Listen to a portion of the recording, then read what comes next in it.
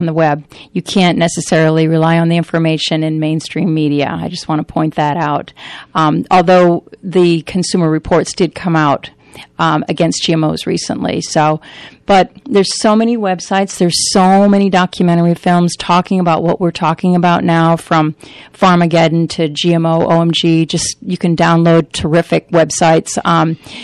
There's Genetic Roulette, which was kind of the forerunner for a lot of these films, talking about what GMOs are and the hazards.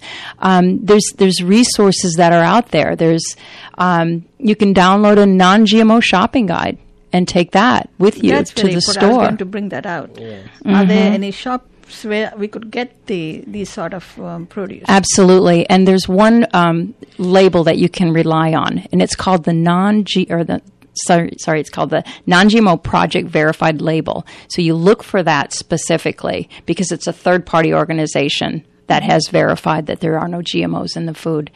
Yeah, I just want to point out that really there's not an exorbitant amount of GMO-produced foods right now.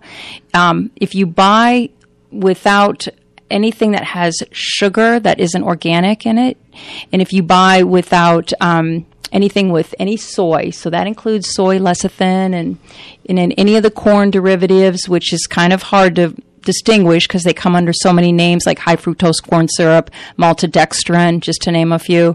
But corn, soy, the sugar, and then the canola. If you can avoid those four things, just look for those on the packaging labels. But for the most part, just eat regular seeds and nuts. There's a ton of food out there, and I just want to encourage people to maybe just expand their palate a little bit and look for other ways to cook.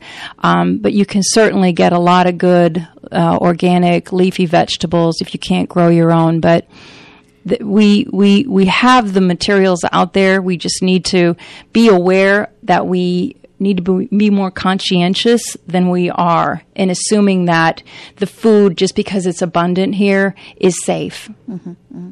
So really, you have to start reading labels. Definitely. Yes. Start with the labels. Yeah. Absolutely. If anything has more than 5 ingredients, probably don't need that. And here's another perspective on that. As Sandy said, if it has more than 5 ingredients, then, you want to stay away.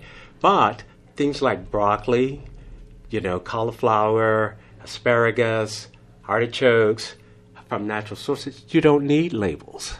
Mm-hmm. So if you're buying from a trusted source, then by shopping on the outside aisles in the grocery stores and buying from trusted sources would give you a better opportunity to avoid GMOs.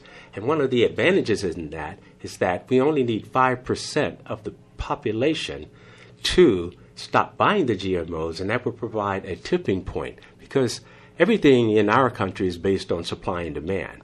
So Correct. If there's no demand like for oil, them, right? That's right. If we cut the demand for them, then there's no more profitability in continuing the GMO processes.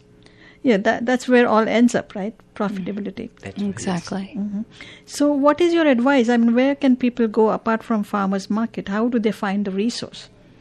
Well, as far as just going out on a regular shopping trip, mm-hmm. Okay, we have a website. Actually, I'm glad you asked. It's called Right to Know, Right to Grow. I'm going to spell it out. It's RIGHT number 2, grow.com. We also have a Facebook page under the same name. Plus, on Facebook, you can find our information at March Against Monsanto Atlanta. Mm-hmm. We're going to be at events throughout the month of April. We're going to be at booths and things throughout the city. On April the 4th, we're going to be in the Chattahoochee Nature Center, and that's April 4th. It's called Return to Farm Day. So we'll be there educating children and their parents. And then on the 17th, we're going to be at Georgia Tech. They're also doing an Earth Day exhibit, and so we'll have a booth there. And then as well on the 19th, the Wild Center has their Earth Day in Decatur. So we will be out in the public. We're also always looking for opportunities to speak to someone's organization, their church, their school, their kids, groups, whether it's Boy Scouts or what have you. We want people to understand this. And when we get the kids involved and they understand it, they get it, that where food comes from. So once we start the children getting involved in